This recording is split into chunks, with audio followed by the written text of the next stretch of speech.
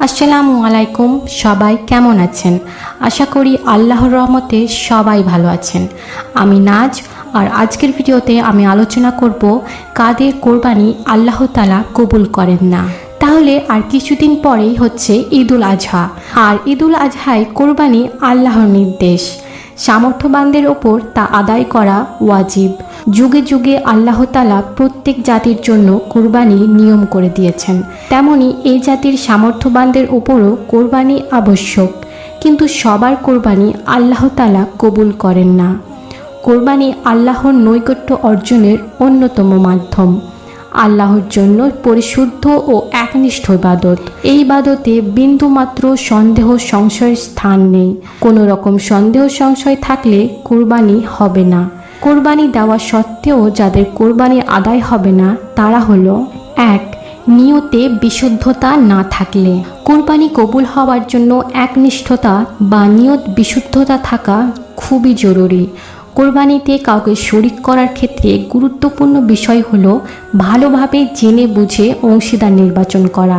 কারণ অংশীদারদের মধ্যে একজনের নিয়তেও যদি অশুদ্ধতা থাকে তাহলে কারো কোরবানি শুদ্ধ হবে না। কেননা আল্লাহর কাছে কোরবানির রক্ত, মাংস ও হাড় কিছুই পৌঁছায় না, বরং পৌঁছায় মানুষের নিয়ত বা তাকওয়া। এ বিষয়ে আল্লাহ তাআলা কোরআনে পাকে বলেছেন, আল্লাহর কাছে কখনো ওগুলো অর্থাৎ কোরবানির পশুর গোশত পৌঁছায় না এবং রক্তও না, বরং তার কাছে পৌঁছায় মানুষের অন্তরের তাকওয়া। 2. কুরবানির পশু প্রদর্শনী করলে। কুরবানি হবে শুধু আল্লাহর জন্য, লোক দেখানোর জন্য কিংবা সুনাম সুখ্যাতির জন্য নয়। মানুষকে দেখানোর জন্য বাজারের বড় বড় সুন্দর ও দামি পশুই জবাই করলেই কুরবানি হবে না, বরং তাতে ইখলাস থাকতে হবে, তবেই কুরবানি কবুল হবে। কোরবানির পশু প্রদর্শনের ইচ্ছে থাকলে এই কোরবানি আল্লাহর কাছে কবুল হবে না। কার কোরবানি আল্লাহর কাছে কবুল হবে তাও আল্লাহ তাআলা কোরআনে পাকে বলেছেন। নিশ্চয় আল্লাহ তো মুত্তাকি, পরহেজগার ও সংযমীদের কুরবানি কবুল করে থাকেন। 3. কোরআন সুন্নাহর বিধানের লঙ্ঘন হলে। আল্লাহ ও তার রাসূলের বিধিবিধান অনুসরণ করা ছাড়া কোনোভাবেই কোরবানি কবুল হবে না। বিষয়টি আল্লাহ তাআলা কুরআনুল কারীমে এইভাবে তুলে ধরেছেন। তিনি বলেন, যে তার প্রতিপালকের সাক্ষাৎ কামনা করে সে যেন সৎকর্ম এবং তার প্রতিপালকের ইবাদতে কাউকে শরিক না করে। সুতরাং যারা কোরবানি করবেন তাদের কোরবানি কবুল হওয়ার জন্য কোরআন সুন্নাহর দিক নির্দেশনার প্রতি লক্ষ্য রাখার গুরুত্ব অপরিসীম। যারা শুধু বছর জুড়ে এই পশু জবাই করে গোশত খাওয়ার উদ্দেশ্যে কোরবানি দেয় তাদের কোরবানিও গ্রহণযোগ্য হবে না। ভাগ বন্টনে গড়মিল হলে। কোরবানির পশুতে প্রত্যেকের অংশ সমান হতে হবে।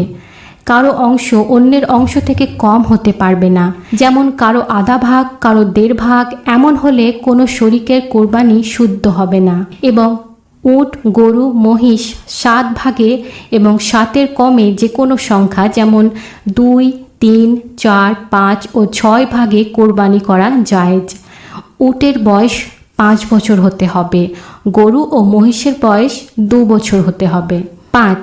গোশত খাওয়ার নিয়তে কোরবানি করলে।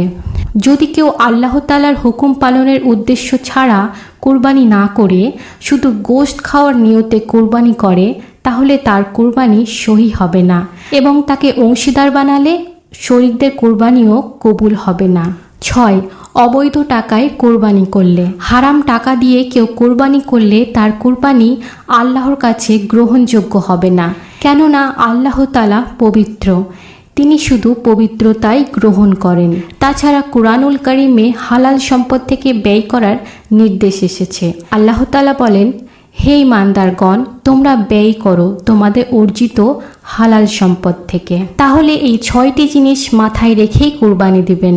আল্লাহ তাআলা মুসলিম উম্মাহকে একনিষ্ঠ নিয়ত ও কোরআন সুন্নাহর বিধিবিধান মেনেই তারই সন্তুষ্টি ও ভালোবাসা অর্জনের জন্য কুরবানি করার তৌফিক দান করুন। আমিন।